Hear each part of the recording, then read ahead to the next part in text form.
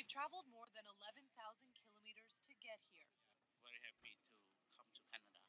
A long journey that began decades ago when thousands of people escaped communist Vietnam after the fall of Saigon. Many fled by boat to Thailand and eventually made their way to countries like Canada, the United States, and Australia.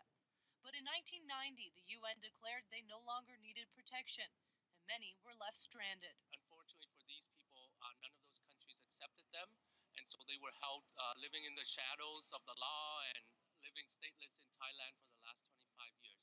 They've spent much of their lives in hiding, illegal immigrants trying to make a living, but living in fear of being arrested. If they saw us, they will arrest our family, so we just work secretly there. Many of the people who have been working to get these families to Canada were once refugees themselves. When the Canadian government agreed to allow this group to enter on humanitarian grounds, they got together to make it happen.